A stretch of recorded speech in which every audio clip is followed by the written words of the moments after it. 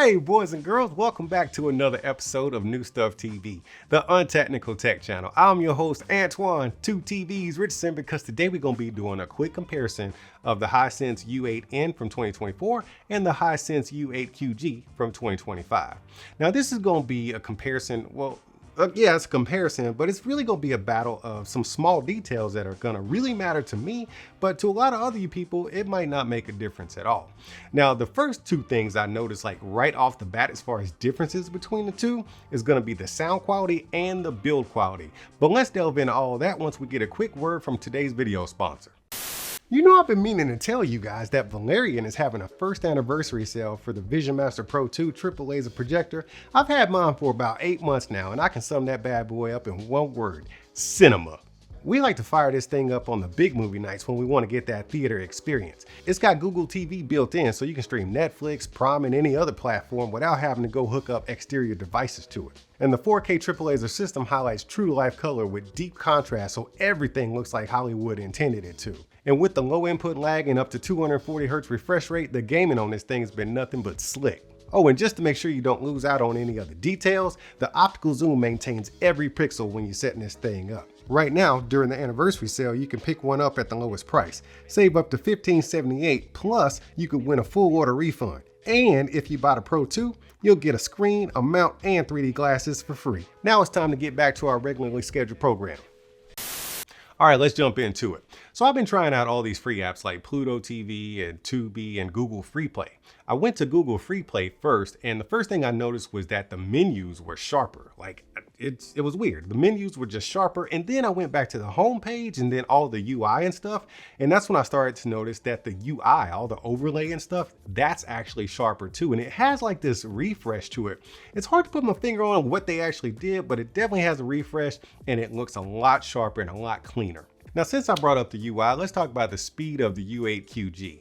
Now, the U8N is no slouch. I never had any complaints about it, but man, when you sit them side by side, you really do notice the difference in the speed. The U8QG is just faster. It's milliseconds, but man, it really just feels faster and more fluid than the U8N, especially when you're browsing through menus and all the settings and stuff. It just responds a lot faster. And that takes you over to the apps, because once you like side by side, if you click on the button to go to an app, the U8QG is going to open up faster, and it will start playing your content a lot faster. It's just one of those small details, man. I hate lagging ass TVs, and you just need that speed. Now, to me, the viewing angles on both of these are exactly the same, and they both claim to be up to 3000 nits in peak brightness, and they both handle reflections the same way, being that they both have a glossy screen. Now, I've had both of these on the exact same settings the entire time I was comparing the two, and in general, the U8N, the skin tones seem to be a little bit more saturated. And that's fine, it looks perfectly fine when it's sitting there by itself,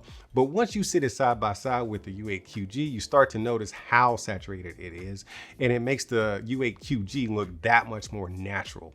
Bonnie even walked in on me while I was doing my experiment and immediately chose the U8QG. She said it looked more natural, whereas the U8N, they looked a little bit waxy. She gets a little descriptive when she's talking about stuff, so you kind of have to figure out what she's saying, but ultimately she chose the U8QG. So when I was streaming Netflix, I went into Dolby Vision content, and both TVs default into Dolby Vision Dark. The U8QG kept impressing me by giving off more of a cinema look, and even in dark scenes I could see more details. Even in the backgrounds I could see more detail, and it was less noisy back there. So now let's jump into the audio quality. Bruh, it ain't even close. Of course, I had them both on the same settings, and then I turned them both up to 25%. Now, the U8N sounds like a TV that's supposed to be matched up with a soundbar, because it needs it.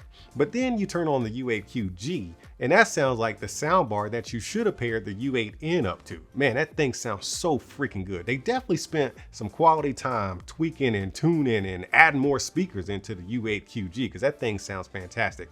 I said in my initial video that you do not need to rush out and get a soundbar for this thing, and I'm standing true to that. 10 toes down to this very moment, because that TV sounds good. And that all makes sense, because internally the U8N is going to give you a 2.1.2 setup, whereas the U8QG is going to give you a 4.1.2 setup. Now the gaming experience on both of these TVs is really good. On both TVs you get a gaming suite, but on the U8N you get up to 144 Hz refresh rate, whereas on the U8QG you get up to 165 Hz refresh rate. Now I can't achieve either one of those numbers because I got a PS5 and I'll be playing The Last of Us at 120 Hz refresh rate. Dude, that is my favorite game. I just keep going back to it. I flip-flop between the Days Gone and The Last of Us, but I always end up going back to The Last of Us 2. It's 2. I like both of them. I can't stop. Either way, I've digressed. Dude, the experience on both of these TVs is really great, but in all honesty, my favorite one is the U8QG. Not because it's newer, but because it's simply better. And it's the little things that get me, like that more cinematic look when I'm watching Netflix, the speed when I'm going through the menus and stuff and I'm launching apps, and that sound quality. It's definitely one of the best sounding TVs I've ever heard, especially just coming right out of the box with no sound bar. Either way, I'm not an expert in this kind of stuff, but what I do know is you can't go wrong with either one of these TVs. But if it was up to me, I spend my extra coins on the U8QG. That kind of rhymed, didn't it? Y'all keep being good to each other, and I'll see you when I see you.